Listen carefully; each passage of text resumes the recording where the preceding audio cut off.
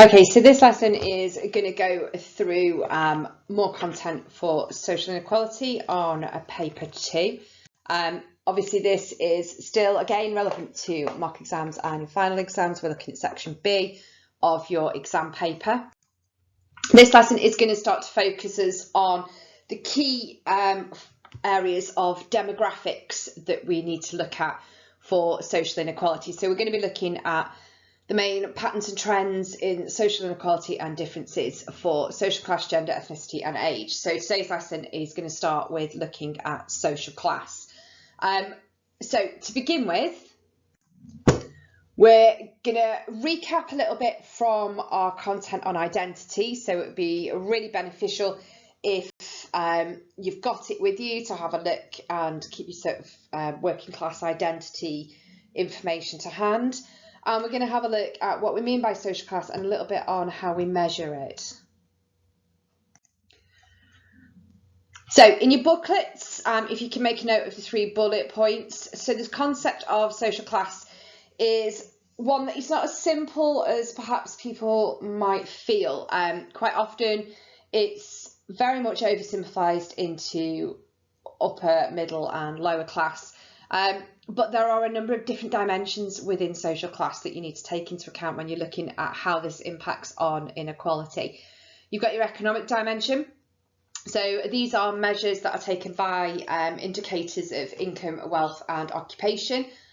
We have talked about those when we looked at working class and upper class identities and class identity, looking at the different categorisations, which we're going to have a look at in a bit more detail throughout this lesson. You've got a political dimension, and this is in reference to things like status and power, not necessarily who you vote for, but what kind of power and status do you carry as an individual in terms of wider society, policies, decision making and so on. And then finally you've got the cultural dimension, which is measured in terms of your lifestyles, values, beliefs, norms, education and things like that. This is the one that links mostly to some of the core ideas of class identity that we looked at earlier on in the course. So it'd be helpful to kind of go back to that content and make some links here to the cultural dimensions of social class, what it means to be social class, things like, you know, high culture versus popular culture, the processes of socialisation, Diana Ray's study on working class and middle class mothers and the fact that, you know, time meant that you could or couldn't do certain things with your children rather than financial wealth and income. So they're the 3 kind of areas that are picked apart when we look at social class in more detail. So make sure you've written those down, and once you have, move on to the next bit. Okay, so out of those 3 dimensions, the economic dimension is usually seen to be the most significant. It has the most significant impact on somebody in terms of all of the other aspects of social class. Mainly because your individual socio-economic position gives you access to that cultural capital, that social capital. It allows you to build status, and ultimately that status allows you to build power. A professional worker such as a doctor or an accountant tends to have higher status and more power than a manual worker, so road sweepers, retail assistants, things like that. But equally, their job is rewarded at a higher income level. So it's difficult to separate your status from your income. And again, that level of income is what influences your ability to develop those cultural lifestyles. If you think about what we talked about when we looked at high culture, you need money and social and cultural capital to be able to engage in those high status, high culture activities. If you don't have that, you are almost pushed or forced into only being able to consume popular culture. So, for example, the more status symbols you can acquire, so the more things that show off your affluence and the kinds of things that you take part in are what can show others that outside identity. And think about when we talked about working class and upper class and elitist identity, that identity formation is all done around how you sort of present yourself, as well as sort of your personal individual identities. So being able to carry around a Gucci handbag or wear Prada clothes, things like that, indicate to others, and it carries with it a sense of power and status, but none of that is available unless you have the economic dimension in order to be able to buy in to those particular things. So in terms of how we look at class, measure class, view class, your socio-economic status is the type of social hierarchy or social stratification that's most commonly found in industrialized societies. Again, if you look at present day Europe and America, and the way in which society is structured, you can see socio-economic status, power and income and wealth by physically looking at environments. You can see rich areas, you can see poor areas, you can see the in-between middle class areas, and you can physically spot that socio-economic stratification that goes on. It physically puts people in different locations across the UK. This makes sense to people on a common sense level as a way of defining social class. So it's kind of like it appeals to what we call human logic, to be able to simplify and define social class along that particular economic spectrum. So on first glance, definitions of social class don't seem to present with too many problems.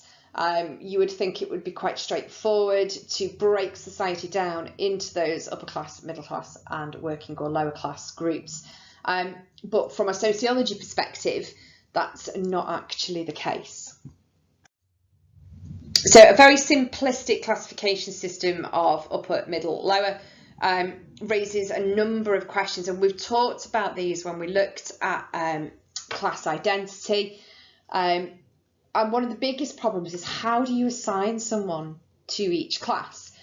What is the criteria? How do you objectively measure somebody's position? If you can't just look at income, how do you judge someone's beliefs, their norms, their values, their personal identity, their social identity? All of that becomes quite complicated. So those criteria we would like to think of as quite objective, but actually are very much a subjective process. Who you feel you are can often be more important to individuals and communities and groups than actually what you can afford to buy. Class is quite often questioned as to whether or not it is just a simple counting exercise.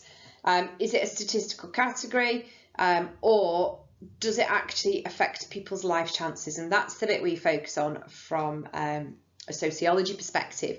What does class do to you as an individual or a community or a group in society? Are there trends and patterns within your class categorization that give you better or worse chances? Statistical categories and counting how many people earn X, Y, and Z tend to be used for political and economic purposes, where they don't really choose to look at or want to look at the effect on people's life chances. Beyond that, we've got the question of whether we look at an individual. So do you look at someone's class position based on their personal social factors? So, do you look at me and go, okay, this person earns this much, lives here, has this many children, has this much disposable income, has a house worth this much, so we're going to put her in this particular class? Or do you focus on large groups of people who share basic characteristics? So do you put all teachers in the same class? right? Because the profession of teaching, actually, there's quite a big difference depending on what level of teacher you are in terms of income. There's a big difference in terms of disposable income. You could earn, £80,000, but have a mortgage that costs you so much that you can barely afford to pay bills. Whereas you could be a new teacher earning, whatever that is now, £22,000, and you could live at home with parents, have a massive inheritance, be from a wealthy background, and have loads of disposable income. So it becomes very difficult in those circumstances to actually classify where do we put people when it comes to putting them into these hierarchies, especially from a sociology perspective, when we know that these hierarchies that we're going to put people in affect their life chances quite considerably. So where social class categorisation has been attempted, and it is attempted, as you know, we did this in class identity, usually attempted by the government in order to look at social mobility and levelling up, as they call it. But it is presented as some sort of objective measure. And in order to make it a measurable indicator, and again, go back to your research methods, this is operationalising the variables, making sure that you've got something that is clear and reliably testable. If you do it over and over and over again, you'll come out with the same result. So all people that tick these boxes should all fit this particular class, for example. So those general sort of indicators have tended to focus around your occupation. So what occupation do you have in terms of how that gives you status and power? Do you own your own property or do you rent? What is your income level? So do you have a high, medium or low level income? What is your family background and what is your educational background? Now these obviously present with quite a significant number of issues. Occupational status is often done based on what qualification you require, for example, to undertake that particular job. However, if you look at an accountant, very well paid, or a lawyer, actually, they're also well paid. They tend to spend as much time in university qualifying for their profession as a teacher would, and as a senior staff nurse. However, they earn substantially more. So again, the position and occupational issue is quite subjective, because it has that tendency to equate itself to levels of education. Housing and property ownership. Again, the determinant that do you own your own home or do you rent, again, may not be kind of relevant to social class. Not everybody wants to buy their own home at a particular time of their life. So, for example, you may have a really, really fabulous job, got a 5-year contract, going to earn shed loads of money in London, but you don't want to buy a house because you're only going to live there 5 years, so you just rent. That doesn't necessarily make you lower class. You could be extremely high class renting accommodation for the duration of your job there. So again, the housing and property ownership has its own issues. Income, again, judging individuals based on their income as to whether they fit into social class is again a subjective measure. Some professions that would occupationally be working class, so bricklayer, gas engineer, joiner, electrician, plumber, they earn very good money, certainly more so than a teacher would, or a nurse. So again, you've got that disparity between income and occupation, and again, how do you judge an entire household? So if you've got one person earning, I don't know, £60,000, which is a very, very high income for an individual, they may be worse off than a couple where both people earn £35,000. They may not be considered to be of higher class position, but may have more disposable income because there's 10,000 more coming into the household. Family background, again, where do you put somebody? If we live in a country allegedly of social mobility and levelling up, does your family background dictate your class beliefs, or does it dictate your class status and position? So I'm very much from a very working class background.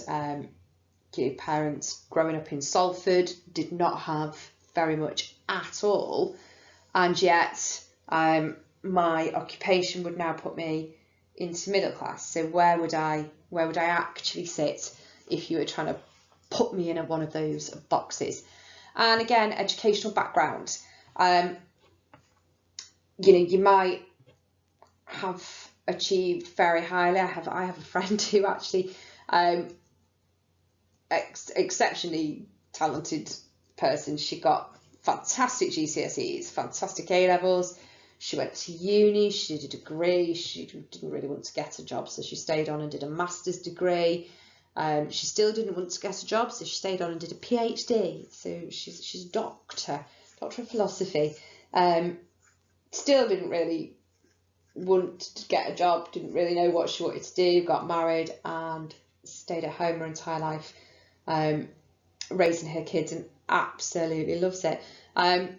She's extremely well qualified, but has no income of her own. So again, you kind of like, where would you put that particular person? So it is a very complicated issue, and you need to remember that when you're looking at methods in context, because actually measuring and identifying trends for things like social mobility is very complicated. You just have to change one of those little bullet points and how you measure something like occupational income or background, and you can shift millions of people instantly between different class positions. Okay, so little activity for you. I want you to have a go at quickly summarising the sort of simplistic 3-step measure of class. So upper class, middle class and a working class.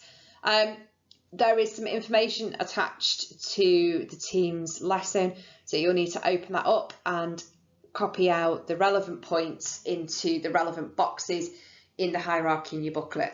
This should take you about 5 minutes, so pause the lesson, have a go at the activity and then come back to the lesson.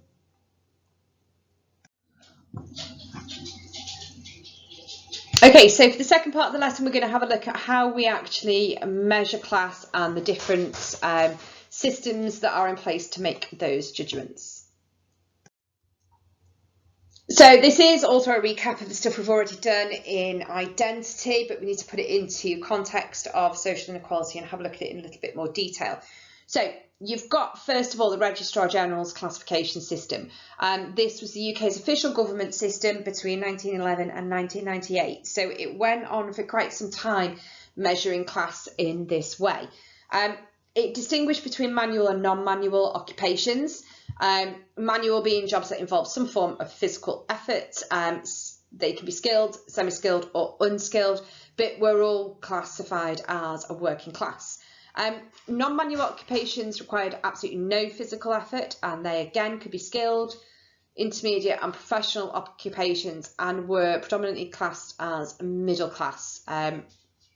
So again, one of the issues with this, particularly as society began to change through the late 80s and early 90s, was that a lot of low paid work was suddenly moving into skilled non-manual work, things like call centres and services like that.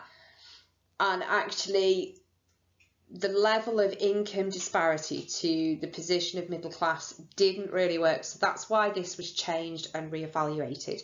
So what I want you to do is just pause for a second, read and highlight the rest of the information in your booklet, make some notes along the way, and then restart once you've read through that.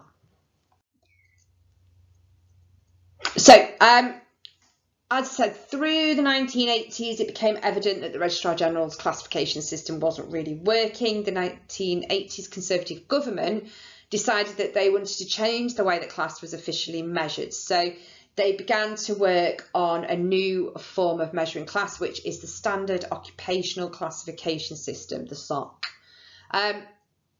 So this replaced the Registrar General system, and it gave a 9-category scale.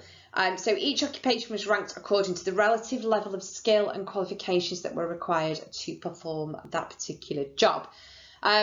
Again, still a subjective measure of class. How do you assess the skill level at the end of the day? You know, what kind of skill is a skill?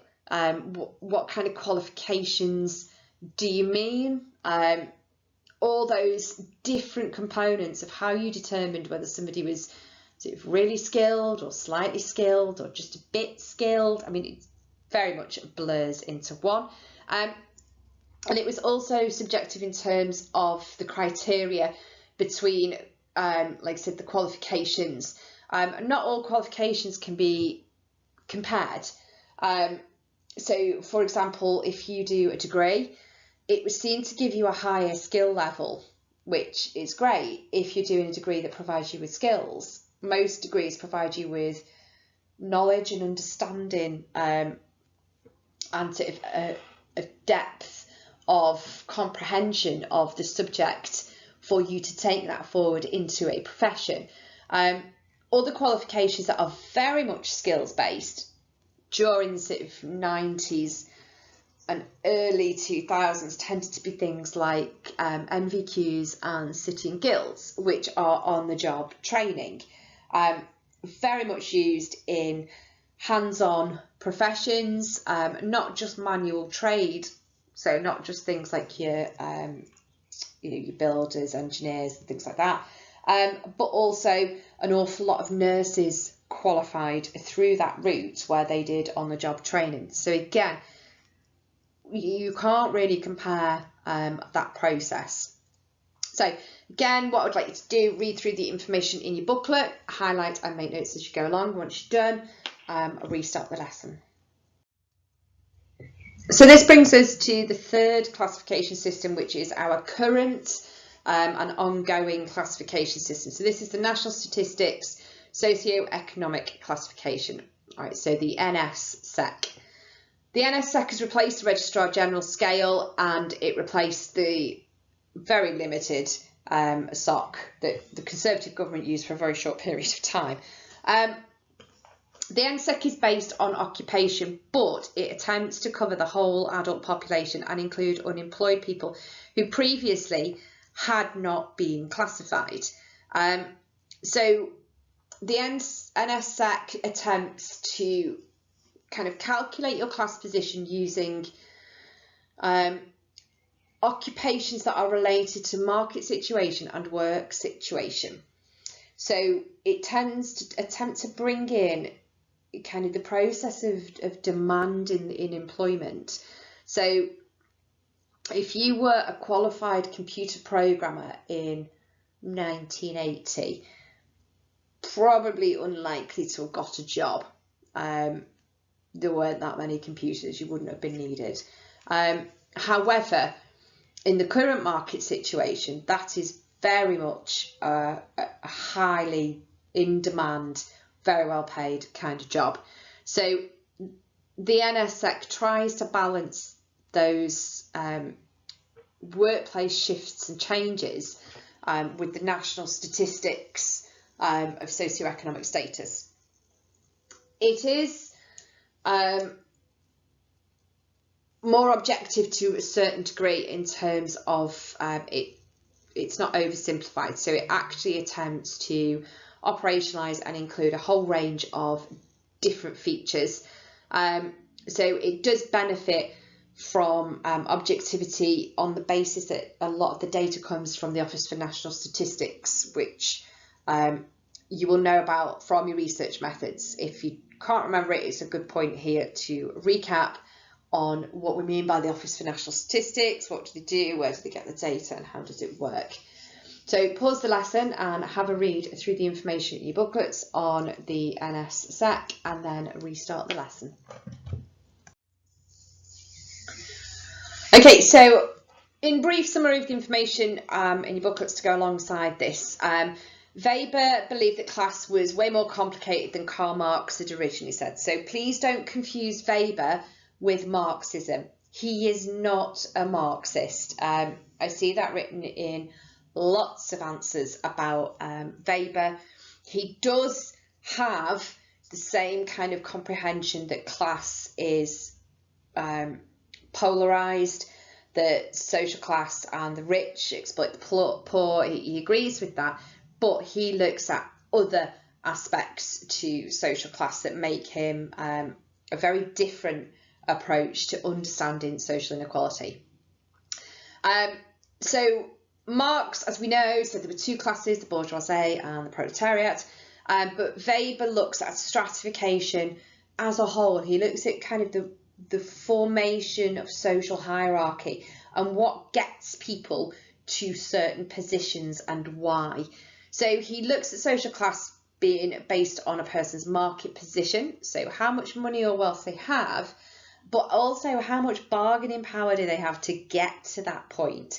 So he's drawing on that sort of elitism, being already provided with capital, being in a profession that gives you power, that gives you status, and he combines the whole thing to produce a full picture of a person's position in society. You can have a massive income and zero power and status.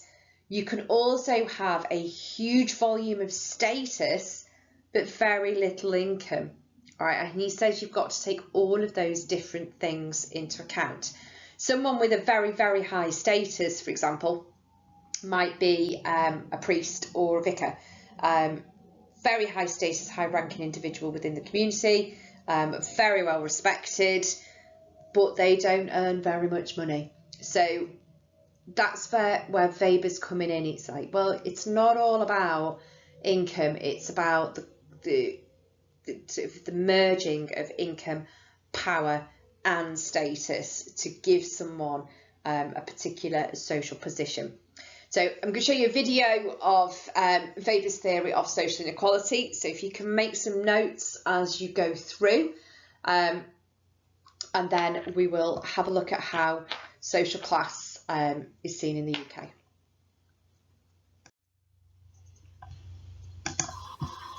Welcome to this component-free screencast on the Weberian theory of social inequality. Now, alongside Karl Marx and Emil Durkheim, Max Weber is regarded as one of the founders of sociology, and he's particularly famous for his analyses of capitalism, and to some extent the work of Max Weber builds upon and critiques the earlier work of Karl Marx. Like Karl Marx, Max Weber regarded society as being characterised by conflicts over power and resources. And Weber defined power as the ability to get your own way, even when other people resist. Now, Max Weber, like Marx, believed that society was organised in a stratified system of hierarchy, with some people being more powerful and other people being less able to dominate or resist that power. So Weber therefore agrees with Marx that relations of inequality are central to social life. However, Weber rejects the Marxist idea that class inequality is always the most significant form of social inequality. For Weber, status groups, that is, groups possessing certain amounts of prestige or social honour, and parties, that is, organised groups of people possessing certain amounts of political power, can be just as significant sources of social inequality as class membership. And therefore a major strength of the Weberian approach is it avoids the problem of economic determinism associated with Marxism, because it adopts a multi-dimensional approach to the study of social inequality. For Max Weber, the concept of class refers to people who share the same economic interests. And according to Weber, class divisions derive not simply from ownership or lack of ownership of the means of production, as is the case for traditional Marxists, but also from an individual's capacity to obtain financial rewards for selling their skills within society's marketplace. And this is referred to as the market situation of individuals. So some individuals are able to demand more money, better jobs because of their skills and their qualifications, which obviously affect the types of work and the types of pay that they're able to obtain. For example, those in managerial, professional, white-collar occupations generally earn more and have more favourable conditions of work than people in blue-collar, manual working-class jobs. So the qualifications that white-collar workers possess, such as a degree, diplomas, and the skills that they've acquired, make them more marketable than others without such qualifications. And similarly, if we look at blue-collar, manual working-class workers, a skilled craftsperson would be able to secure higher wages than the semi or unskilled. Different classes have different life chances, and life chances are described by Weber as access to things that are regarded as necessary and desirable in a society, such as access to food, housing, good health, educational and job opportunities. Weber distinguished the following class groupings in capitalist society. So firstly we have the propertied upper class, the group that Marx referred to as the bourgeoisie. At the bottom we have the manual working class, but then in between the top and the bottom we have two important intermediate social classes. We have white collar workers, so people like middle class professionals and managers, and also we have the self-employed or the petty bourgeoisie. And Weber also argued that there are important divisions within each of these four broad social classes. And unlike Marx, Weber argued that the white-collar middle class expands rather than contracts as capitalism develops. So he maintained that capitalist enterprises and the modern nation state require a rational bureaucratic administration that involves large numbers of white-collar, admin, clerical and managerial staff. Whilst class forms one possible basis for social inequality, Weber argued that other factors needed to be taken into account, including the status of particular groups. And in Weber's work, this concept of status refers to differences between social groups in the amounts of prestige that they're accorded by others. And prestige is the respect and social honour given to some people in society. So whereas class refers to the unequal distribution of economic or financial rewards, status refers to the unequal distribution of social honour or prestige. And Weber argued that the relationship between class and status isn't always obvious and clear-cut. Weber argued that status often varies independently of class. Possession of wealth can obviously sometimes confer high status, but this is not universally the case. Drug dealers, for example, may be multimillionaires, but they aren't well respected and therefore aren't ranked high in a stratification system based on status. On the flip side, an academic working in a university may earn a relatively modest salary, but they command a fair amount of respect, prestige and social honour. so they have a higher status. Now, occupations, ethnic and religious groups, lifestyles can all be accorded different levels of status within society.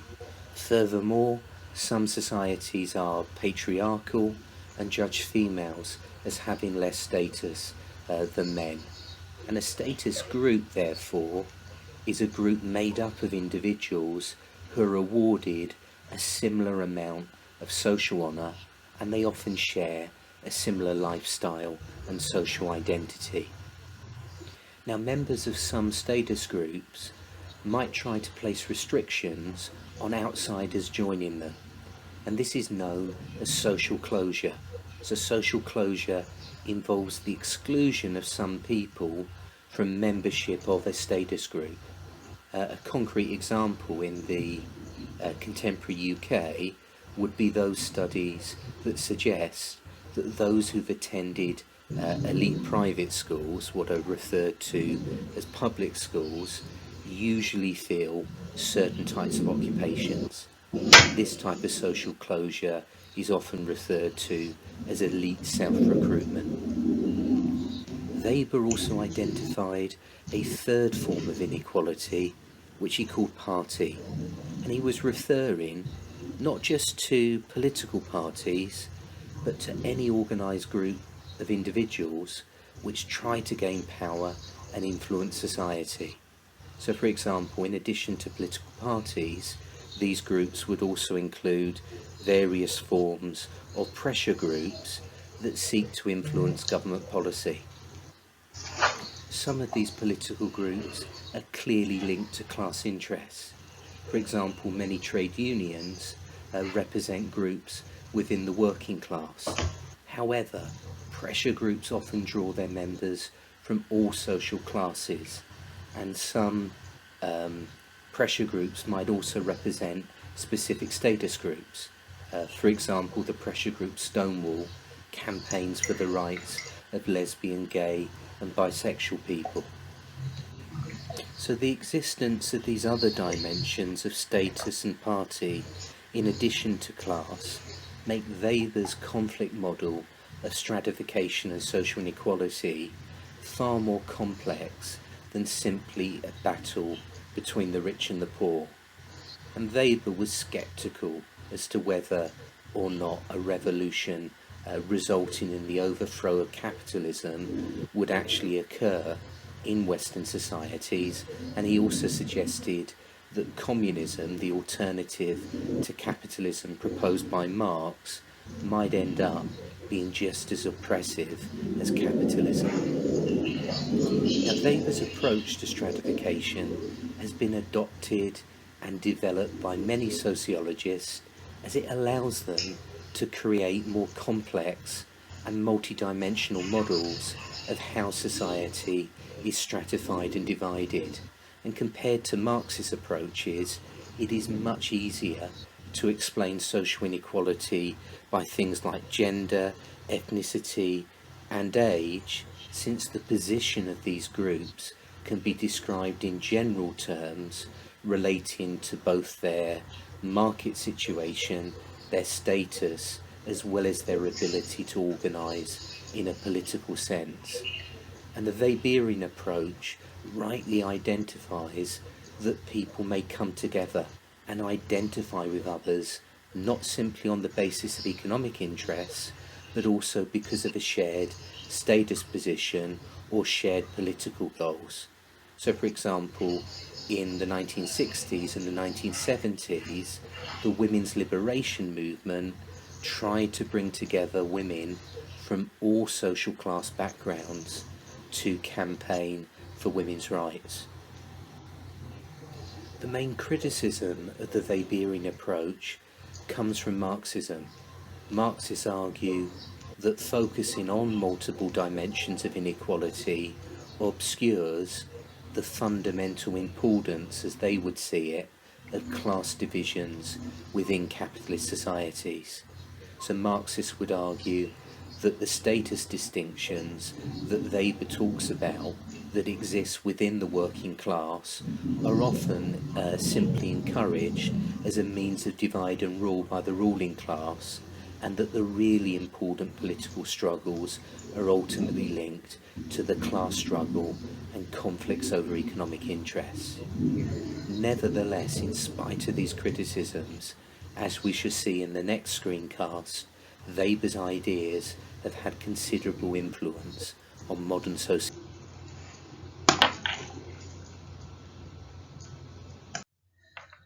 Okay, so that gives you a nice overview of Weber's ideas and how he approaches social stratification, the different hierarchies that you might find in society. So for the last little bit of this lesson, what I'd like you to do is read the case study activity in your booklets and have a go at pulling together what you understand about class and status, and seeing how that changes and shifts over time. So how would Leslie be classified by the different measures of social class that we talked about? How would she be put into class hierarchy by Marx with this very simplistic bourgeoisie and proletariat? And how would she be classified by anyone taking a Weber approach to putting Leslie into a particular position? So read the information about her background, middle age and later in her life, and then answer the 4 questions that are underneath. So make some good notes on this. Get used to applying these ideas to real life situations, scenarios and examples. So what was Leslie's class when she was a child, and what was her status? What was Leslie's class when she was 40, and what was her status? And again, what was Leslie's class when she was 60, and what is her status? Does she have any status left at 60? Is status something that stays with you? Can you lose status? Do you go up and down? Have a think about Leslie as an example of kind of everybody really that comes to the end of working life, takes retirement. What happens to that prestige and social standing that Weber talks about? Class would continue, but what is it about status that may change, if anything? Have a go at what you think as an answer, and then it might be nice to buddy up with somebody, see what they think, discuss some of the problems of trying to decide where she fits, and then overall, what class would she be? And can you justify a particular class using one of the sort of measures of class or not? Once you've done that, attach your notes to the Teams lesson so I can run through and do a quick check. As ever, if you've got any problems, drop me an email or send me a message on Teams, and don't forget to tag me because otherwise it doesn't ping through and let me know that I've got a message.